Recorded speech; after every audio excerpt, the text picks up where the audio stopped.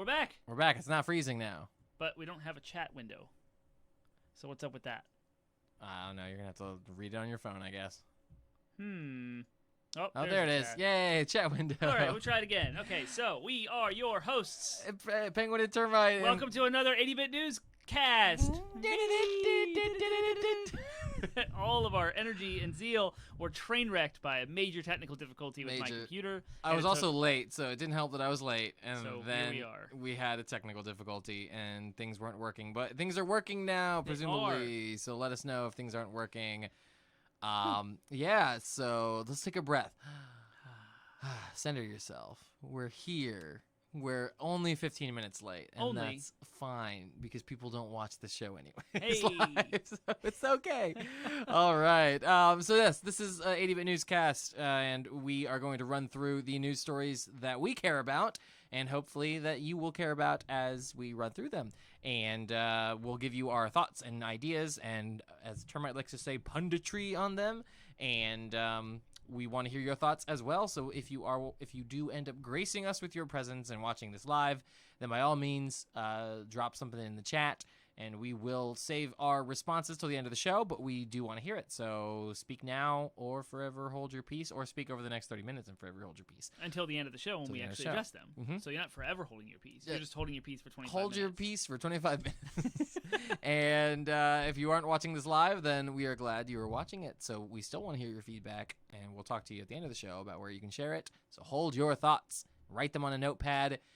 Or just drop them in chat, because they're not going to get lost in our True. flood audience. You know, the audience floods chat and Well, I scrolls meant it, if you you're know what I watching mean? it later. Ah, Yeah, yes, if mhm. you're watching it later. Then But anyways, so we're going to go through the show. So what are the headlines of the things we're covering today? we have notes on my phone. Notes on the phone. Just You want me to say snakes on them? a plane. You want me to of course, say- you okay. always read the headlines. Well, I just did the whole spiel, so I thought maybe Well, we would there's roll a lot reverse. of It's a lot fine. of penguin talking. We're It's fantastic. This is So we have PlayStation Plus games for July. Konami announced a partnership, which could mean things. Is always going to be something that people speculate on. There is a Death Stranding director's cut, so we'll talk about what that is. Another game delay we'll talk about, or question mark game delay. We will talk about some Witcher news in general. Some WitcherCon happened, so some stuff came out of that. And some new happenings are happening with Assassin's Creed franchise, which has polarized the fan base, I think. And Skyward Sword HD has a new free look camera. Whoa! And then one more story. The PC version of Resident Evil 8 is having some issues that we'll talk about. What? So PCs don't have issues. They're the best. yeah, we didn't just have issues directly caused by a PC. All right, so we'll talk all about that and more, and we'll start at the top with PlayStation Plus's July lineup. Take it away, Termite. PlayStation Plus lineup for July coming by way of the PlayStation blog, written by Adam Michael. I'm just going to run through the titles. So we got Call of Duty Black Ops 4 on the PlayStation 4. We've got WWE 2K Battlegrounds on the PlayStation 4. And the PlayStation 5 offering this month is A Plague Tale Innocence, which is actually extremely exciting. Yeah, I've heard it's really, really good, so... Yes. it is an up-res version that just came out on the same day that this was made available, so it was a brand new title. It wasn't a previously released PS5 game. It came out day and date on PlayStation Plus, which is pretty sweet. It has critically acclaimed adventure releases on PS5 with 4K native resolution, targeted at 60 FPS, highly improved visuals, and fast loading. And a new game's coming out, a new entry in the Plague's Tale something or other is coming out, so it's... It was announced at E3. Yeah, it's a good time to get caught up. But the game looks really artistic. It takes place... We just had an episode on setting a few weeks ago, and it's got one of the more unique settings I think I've seen. It's like it takes place during the Black Plague in like London, I think, and France. Okay, Yep. so you have to, but it's like a stealth action game, stealth action survival, whatever. So it's just, how many times do you see just pure stealth games anymore? Yeah, it's not a lot. Frequently, so 10 to 15 hour platinum. Super easy, no missables, no difficulty. It's I need this game now. I need Returnal off my plate now. So you want me to just go beat it for you? That'd go be get great. the platinum If you for could you? do that, yes. I'm not gonna Could you do it tonight in like 2 hours? Be great. Next up, you must suffer. Next up, Konami announces a partnership with Bloober Team. I'm going to give you the cliff notes because this is kind of old. We missed last week because of our 4th of July celebrations on the 5th. So this actually came out like before the 5th. But what had happened, and there was a big story about all of this, there was a company called Bloober, and whose name, the CEO, was translated from Turkey, I believe, to Japanese, and it was Kojima. So there was this long-standing conspiracy that Bloober is actually a Kojima game, and that this abandoned title, that it was an indie game, was a Silent Hill game. And it was going to come out of... Wait, I thought it's Blue Box. Blue Box, Blue my bad. Box, yeah. My bad. Yeah, right. yeah, no. Sorry. Bloober is the company they actually... Right, you're right. Partnered My bad. with, Blue the Box, actual one. yes. Yeah, Blue Box Game Studios. I'm going to read this in a minute. So what the news actually cans all of this conspiracy theory with facts because Silent Hill, the IP still belongs to Konami. So if Kojima was to make a Silent Hill game, Kojima would need to partner with Konami on this game. Which they had a huge falling out. That's probably never going to happen. Right.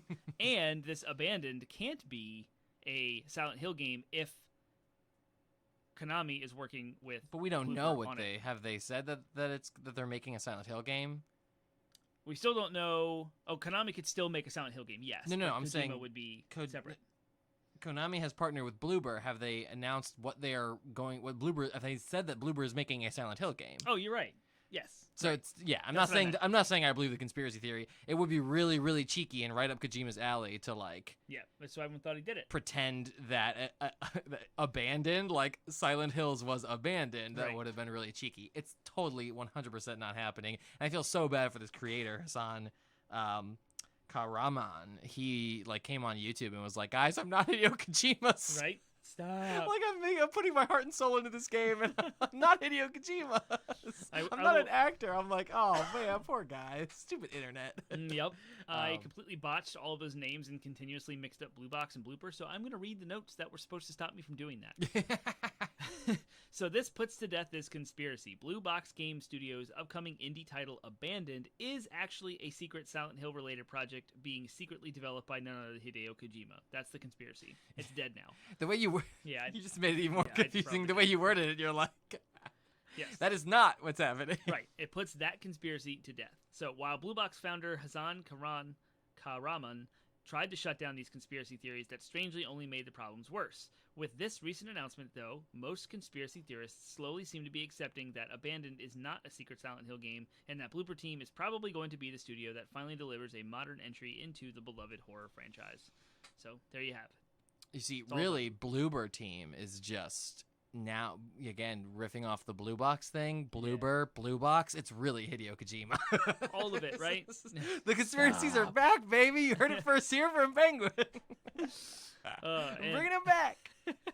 Good segue into our next story. Yeah, speaking of Hideo Kojima, the Death Stranding Director's Cut has been announced. What does that mean? What does Director's Cut mean?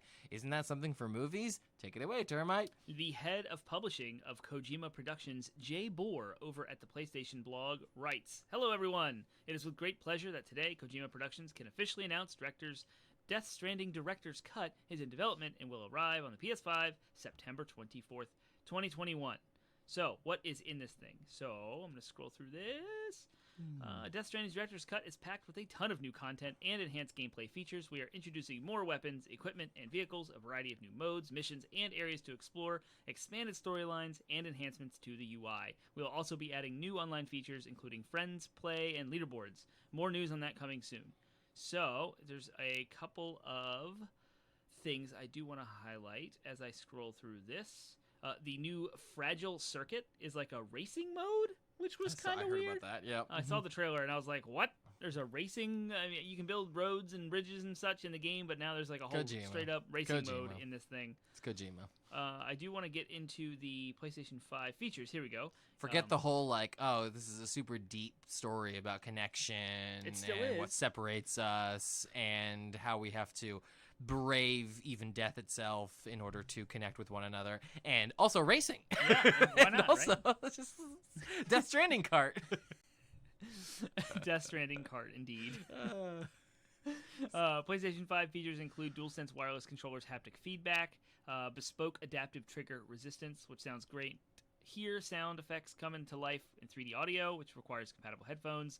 The PlayStation 5 console's ultra-fast SSD has near instant load times, and you get an upscaled 4K and an up to 60 FPS or fidelity mode in native 4K. That was a really weird... Oh, performance mode with upscaled 4K and 60 FPS, or fidelity mode with native 4K, both in ultra-wide and with HDR support. So, if you didn't love Death Stranding before because of its 30 FPS on your PlayStation 4, go check it out now. Everything's unlocked.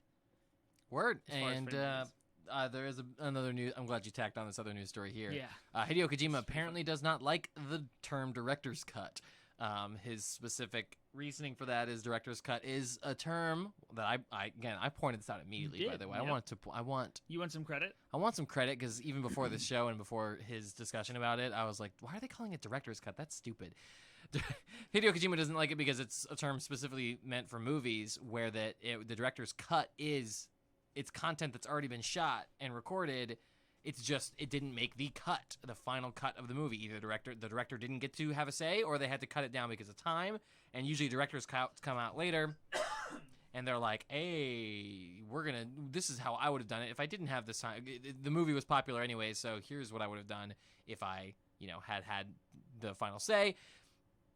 And what Kojima's saying is like, no, we've added content, so it's more like Director Plus, I think was his specific comment, which also sounds stupid. Let's just call it what it is, like a Game of the Year edition or whatever. Like we already have terms for this. Yep. Expansion, whatever. We already have video game terms for this. There's a million. Sony's done this now with the Death Stranding and with Ghost of Tsushima now.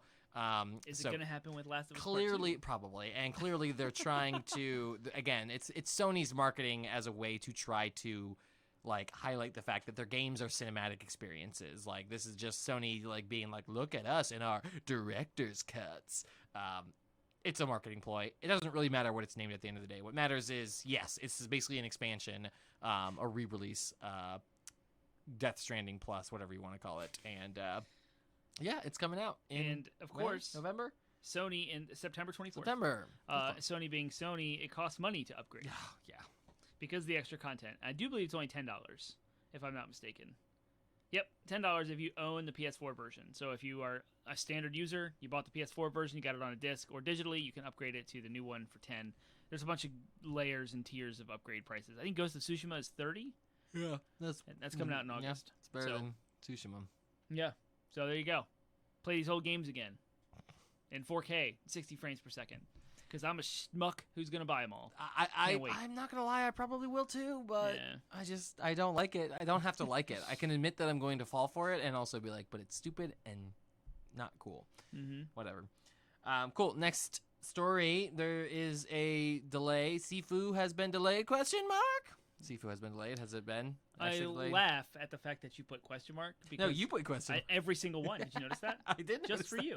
Nice. Because if you have a question mark in the headline, it's not. True. The answer is no. But all of these headlines are complete fact. There's no rumors here. So I put a question mark just for you. Are you bucking the trends? Are you trying to be like, it's not an internet rule? Look, I'm an exception. And to just troll you, because you're the one that made a big deal about it. That's all. So Sifu has been delayed. Yes. Okay. It's fact. Period. Yes. Exclamation point even. Correct. Okay. Absolver, this comes by way of Polygon by Anna Diaz. Kung Fu Brawler Sifu delayed to early 2022. Absolver developer Slowclap announced that its Kung Fu Brawler Sifu is delayed to early 22. Arr, I got the sea flu. Get me some rum and some limes because I got the sea flu. Ooh, I would love some rum and some limes. We can make that happen. Let's do it. Let's have some rum. The announcement came at the end of a new teaser trailer presented during PlayStation's State of Play event on Thursday. Oh yeah, by the way, since we're a news show, there was a State of Play last Thursday of Sony. It was about a half hour, 9 minutes of that was Deathloop, and then there was some other announcements. Oh, I do want to take a second to comment on that and just say it brings me a sick joy to have seen that because of the way things are, because of the recent purchases that have been made on a larger scale, Sony had to dedicate 9 minutes of their State of Play, precious, very important State of Play, the most soonest State of Play they had after E3, and the only thing they have to show for it is Deathloop, which is made by Arcane Studios, which is owned by Bethesda, which means that for a 9-minute presentation, Sony had to plaster Microsoft Studios presents on their timed exclusive game. It's just like, what world do we live in? some delicious drama. Well, it's also just like MLB The Show on Game Pass having true. the PlayStation Studios logo. Yeah. Yep, it's a wild world. It's It is weird, very strange. Weird things. What is happening? I don't know. So, in case you are wondering what it is, in the game you are tasked with uncovering a, quote, ancient mystery via a series of difficult confrontations that will test your skills to their limit. To overcome the odds, the protagonist uses a magical pendant that revives them after death. It's just one twist. Each time your character uses the pendant, they age. Is it a roguelite? What is that, Sifu or Deathloop? Sifu. Oh. No one cares about Deathloop. We're not okay, playing all right. that. Yeah. Well, we were talking about it, state of play, but... We were. But I jumped back to Sifu. Okay, yeah. That's what I just read about Sifu. Oh, that sounds like it could be a roguelite. Sounds like it could be a roguelite, but the idea of your character aging over time could be an interesting twist. Maybe it's like a roguelite, but instead of restarting every time you die, it's like you restart after you age and die. And then you start over again, and then you age again. But you're older each time you die. Right, until you die of old age, and you don't come back anymore. Then you start over young again. I don't know. It doesn't matter. It's cool. It looks awesome. The game looks great. Animation style is very unique, and it's like a punchy, beat-em-up brawler game. So I think there's a good space for it in our existence. I mean, there's not really a lot of games that are... Punchy. I'm sorry. Are you tired? Big yawn you had to cover with your mouth. It's hot in here. It is kind of hot in here. This makes me sleepy. Yeah. I need to open up the AC vent because I have them all closed off because they're upstairs. Okay, next story. WitcherCon happened. WitcherCon, they announced a bunch of things. The most important thing they announced, so they showed off the season 2 trailer for the Witcher TV show, which is airing December 17th, I believe, of this year. So still a ways off, it feels like, but it'll be here sooner than you know it. Yep. So that's all the biggest thing that I personally cared about, but we're a video game podcast, so there were also Witcher video game announcements. There was. And the big one was that Witcher 3 DLC is coming to The Witcher, and it's inspired by the Netflix show. So there's going to be some interesting, like, TV show video game crossover that's happening in The Witcher 3. This actually was a little bit of a surprise to me because I just wanted all I care about is the PlayStation 5 version. Right. Because The Witcher 3 like wrecked PlayStation consoles much like Cyberpunk did, but less buggy, believe it or not. And we need a PS5 Xbox Series X version of this game for console users to appreciate its true magnificence. So in that announcement, and I'm going to start reading now, by Wesley Yin Poole over at Eurogamer, Witcher 3 is getting a new DLC. CD Projekt Red has announced it is inspired by the hugely successful Witcher Netflix show. CD Projekt Red made the announcement in a tweet about Witcher 3's next-gen update due out on PC, PlayStation 5, and Xbox Series X and S at some point this year. The update is free for all who own the game. The DLC is available for every version of the game, CD Projekt clarified, including PS4, Xbox One, and Nintendo Switch. So you're not being left behind by way of PS5 looking at you, Square Enix, with your Final Fantasy VII Remake DLC. That is a PS5 exclusive. We don't know the scope. That was all me, by the way. I didn't read that. Here, now I'm reading again. We don't know the scope of the DLC, but it doesn't sound like it will involve new areas or quests. It will involve new areas or quests. Witcher 3's updated cover art for the complete edition shows it includes extra items inspired by the Netflix series. So there you go. Sweet. I'm pumped. I am kind of neutral. I would play The Witcher again. What did you play it on? I played it on PC actually, which sounds like it was a good choice because if it was if it was that bad on the PS4, no, it wasn't. Oh, okay. Yeah, it was good. It just like you could tell it maxed out the hardware, right? In a good way. Yeah, like, yeah. Well, I played it on PC and it was fine. So, well, your PS5 is a lot stronger than your PC. It's questionable. You mean your laptop? No laptop. Gotcha. Okay. Yeah, new hardware. The PlayStation 5 has aspects of it that are certainly more powerful than my laptop. Yeah. So, I'm into it. I just am ambivalent towards the Netflix stuff. I'm like, keep the show, and keep the game, the game. They both feel similar enough that like I would play the game. I've been wanting to play the game when watching. I watched the show and I was like, oh, I kind of want to play the game again. Yep. So like, there's already that connection to me. I don't like they already feel similar enough that it's like, okay, great. A slightly different looking skin that looks like Henry Cavill would be fine, but I don't need that. Okay. Right. Right. So, all right. Henry Cavill is a good looking guy. I'd prefer Henry Cavill over his current model anyways. I wouldn't. Because I'm a purist. Okay. Geralt of Rivia is not Henry Cavill. Henry Cavill is Geralt of Rivia. This is me a Geralt. That's my Henry Cavill face. Is my taking my butt chin. Oh. We got Henry Cavill. Oh my. Oh man. All right. Next story is I don't know. You can read it. This comes by way of our best reporter ever, Jason Schreier. I say our best reporter ever. He's one of many. But we quote him often. Over at Bloomberg, Ubisoft plans Assassin's Creed Live online game service. The Assassin's Creed Infinity project seeks to emulate the prolonged financial success of Grand Theft Auto 5 or Fortnite. No surprise, a big, massive publisher, Ubisoft, decides to copy other big, massive publishers, Activision and EA. Here we go. That was my interjection, by the way. Assassin's Creed, a video game franchise set in huge worlds where each one can take hundreds of hours to complete, is getting an even bigger new project, which is known inside Ubisoft Entertainment SA by the code name Assassin's Creed Infinity. Sets out to create a massive online platform that evolves over time according to people familiar with its development. Whereas previous Assassin's Creed games, such as each unfolded in specific historical settings, ancient Greece or Egypt, Infinity will contain multiple settings with room to expand to others in the months and years following its debut, said the people who asked not to be identified for discussing a project under development. NDA. Yeah, right? Individual games on the platform might look and feel different, but they will all be connected. What do you think about that? Yep, me too. Yeah. I'm done with these live service games. It's not working. It's an experiment. Again, we've talked about it on the podcast ad nauseum. It feels like I want the idea to succeed. It doesn't work for me. And you know what? I was just thinking about this the other day. Maybe that's our stage of life. Maybe we're just in the stage of life where we've got kids, we've got jobs, we've got wives, and we just don't have the time or attention to dedicate to those kinds of games anymore. Maybe things will be different when our kids are older, because then we can play the live services games together with them. Mm-hmm. But I'm with you. I'm sick of it. And I don't really care that much for Assassin's Creed anyways. I mean, I'm playing Phoenix Immortals Rising right now, which is probably the closest I've gotten to playing a modern Assassin's Creed game, and it's okay. I can just see how it's like Assassin's Creed mixed with Breath of the Wild, and it's just glutted with that content that's like, this is just mediocre content. Like, this isn't compelling in the same way it was in Breath of the Wild. This is just kind of mediocre, which is fine. It's entertaining, but it's not great. It's not a great game. So I can't imagine that Assassin's Creed Infinity, where it's taking all of that mediocrity of Assassin's Creed and marrying it to a mediocre live service game as well, is going to be something that I'm going to want to touch the 10-foot pole. But it comes amidst all this other controversy happening with Ubisoft, where there is a bunch of abusive leadership, and there was connected to this story were reports that the people who are in charge of this project are the very abusers that had been called out and clearly not fired, instead given a new project. It's like, so Ubisoft has got some skeletons in their closet they need to clean out. Things they need to work out. And let's not make this game. How about we just take all those bad people and fire them and cancel their project? Yay! Wouldn't that be nice? Yay! Yep.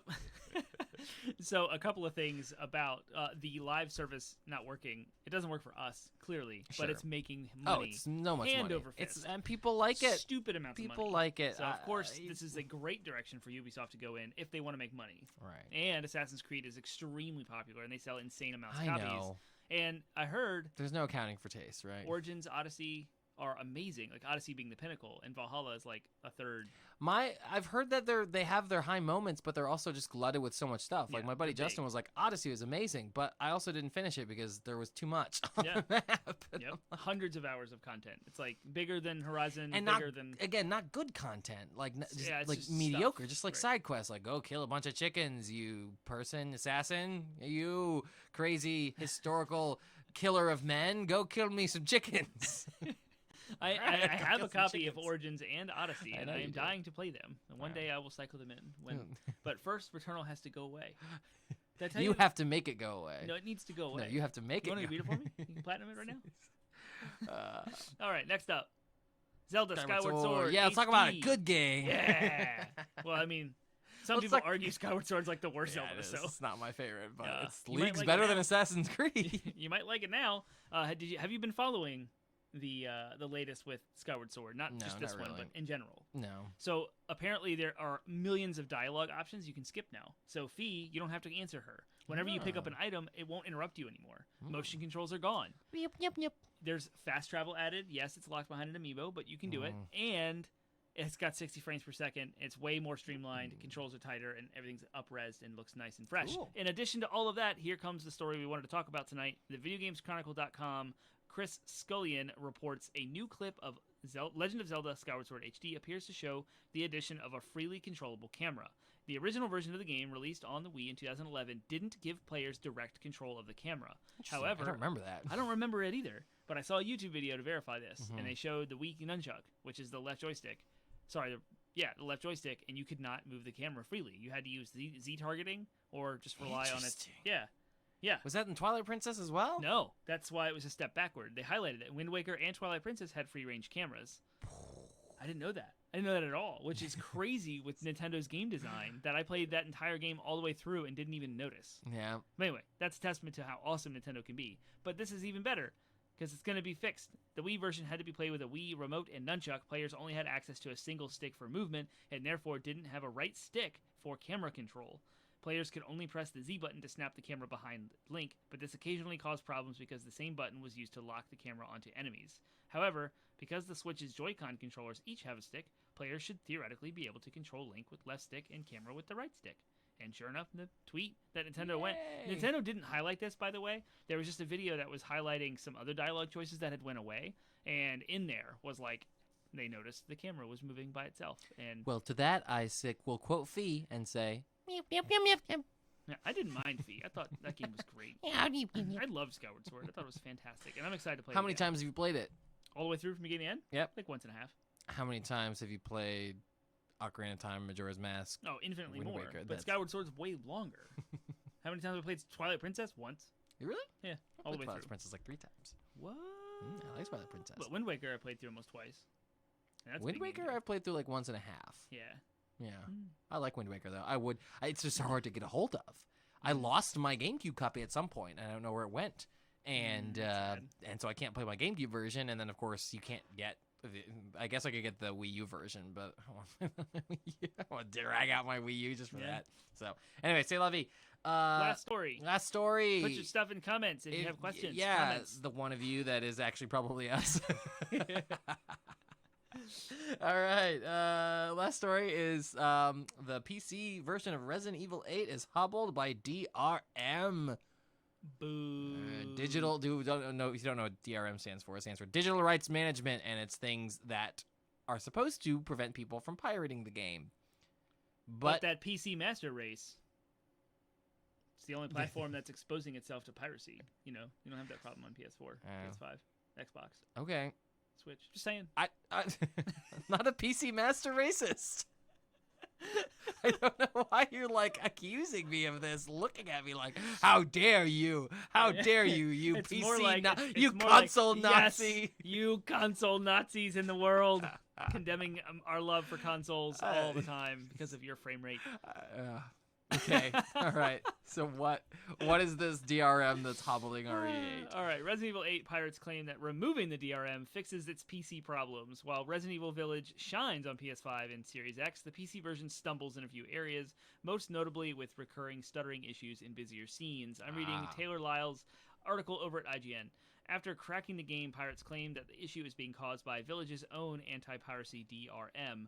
DSO Gaming reports that the piracy group Empress has discovered the issue that was causing issues in Resident Evil Village, claiming that Capcom's own anti-tamper V3 and Denuvo V11 were the reason why the PC version was plagued with in-game stuttering. DSO Gaming states that it played over 2 hours of Empress is a cracked version of the game and did not experience any stuttering issues while playing. This includes a section early in the game set in the catacombs of Castle Dimitrescu, which is known to cause widespread stuttering and killing enemies. And it goes on a little bit more, but you remove the DRM and the game works, which means That's not a PC problem in and of itself. That is Capcom's problem adapting the game to PC. Yeah, I guess I could say that. Sure. But DRM is an extra layer of software that you have to have on PC because of its open source nature. I get it. Consoles are closed boxes. I get it. You can try to hack them, but you really got to know what their firmware is. I get it. Yeah, I'm just you know saying, what I'm saying? it's Capcom's fault. They got to fix it. They should. They're responsible for fixing it now. It is on them. They're the ones that chose that implement that way of DRM. All right. Don't wink at the camera. PC sucks. I keyed. I love video games. Did I wink everywhere. or did I don't know what you twitch? did. I don't know. The real termite, and we pull off that hat. It's like, I appreciate video games in all platforms, and you play where you want. PC is awesome. They have amazing graphics cards with crazy good ray tracing and frame rates, and you have all of that. Mouse and keyboard is still you can have it. So. very nice to control things with. Yep. And also, it is. That's true. It's very. And precise. also, and also like, oh man, I have to use both of my hands instead of like over here, then instead of here. I don't know. It's a thing. Sometimes I'm like, yeah, I want to be on a mouse and keyboard. Other times I'm just like, I want to sit sit a controller. Yeah. But you can hook a controller. Hey, we that is Charlie. Charlie. Welcome. PCs are open source now? Question mark. What? Yeah. When Our did that PCs happen? open source now. When did that happen? What? I don't know. I don't know. Open source is a couple of words that I vaguely know what they mean and are. Also, a way to call out our friend's real life name on I'm chat. sorry. Mark Pugner is. PII isn't a thing. He's my friend, Mark Pugner. Thank you for joining us. You did catch the end of our show where normally we would run through any questions or comments, which you did, and we did. So yeah, the answer to that's address, a question. Thank you. The question is, are PCs open source now? And the answer to that is, I don't know. And Termite might be talking out of his butt because I don't know if they. I did dox you. I'm sorry. And not as bad as Square Enix putting. It's not your like IP I said address. your name and IP address Yeah. and street address and where your wife works and all that stuff. And in stereo, we did it twice, Man. left and right. Oh, did we not do the thing where? No, it's good. Yeah, okay, He's all not. right. Yeah, he's just Cool. We're in stereo. Everything's fine. Square Enix put my IP address on my game. Yeah, they doxed and you. I almost so- didn't stream it because the issue was there. Yeah, but they you fixed did it. got doxed. You Almost. got I doxed didn't. by Square Enix. The internet did. I didn't. I was smarter. That's But funny. anyway, we are Penguin and Termite of 80-Bit Pod Smash. We have a weekly video game podcast running you through topics you care about with video games, and you can find us on 80bitpodsmash.com. Every single week, we launch a new episode at midnight on Monday morning, followed up by our new show right here on twitch.tv/80bitpodsmash at 8 p.m. Eastern that Monday night. And then on Wednesday nights, you can find us over at twitch.tv/80bitpodsmash again to play a video game with us. It's our Let's Play, it's our gameplay live stream, whatever you want to call it. Last Wednesday, I played Turok 2, and I had a lit chat full of people. It's one of the Lit. most popular chats we've had in a while, so thank you. And if you are coming to this video by way of youtube.com, make sure you jump over to Twitch and subscribe to us there so you can be made aware of when we go live, and then drop us a review on any of our podcast platforms. Check out our content. Give us your thoughts, questions, concerns, thoughts, and ideas, and let us know on our social media platforms, Facebook, Instagram, Reddit, and Twitter. Add us. Email us. Drop a topic But in don't the at subreddit. me, bro. Do what you gotta do. Just like gently at me. Yes, and that's where you can give us all of your thoughts and questions and all those Yeah. things you Yeah, just we'd said. love to have you. we talked about that at the beginning. If you have thoughts and questions and are watching We this say that later. a lot. Thoughts and questions. Like thoughts and prayers. Thoughts and No, questions. nothing like that at all. Give us your thoughts and your prayers. And with that, we will. Wait. Huh? Hold on. What? One last What? announcement. One last thing. Huh? We're literally about to get off these mics and Yeah? get back on the mics to record our 200th episode. And that 200. that airs on next Monday. So next Monday at A midnight. week from today. Go to 80bitpodsmash.com and subscribe on your platform of choice, and you'll get that episode downloaded, beamed right into the device that you want to listen to it on. It's our 200th episode, and we're going to be talking about content, like lessons that we've learned in making 200 episodes of content. So content creation for dummies or people. So if you have any inspiration whatsoever to create any kind of content, whether it's videos, streaming, podcast, or I don't know, write a book or something, then you can hear our thoughts to our moderately successful content that we've made over the last few Yeah. years. Moderately successful. loosely moderately successful. I like it. So whatever, their lessons can be good and can be learned from success and failure. So we'll talk about all of that. So tune in next week for that. See you next week. Bye.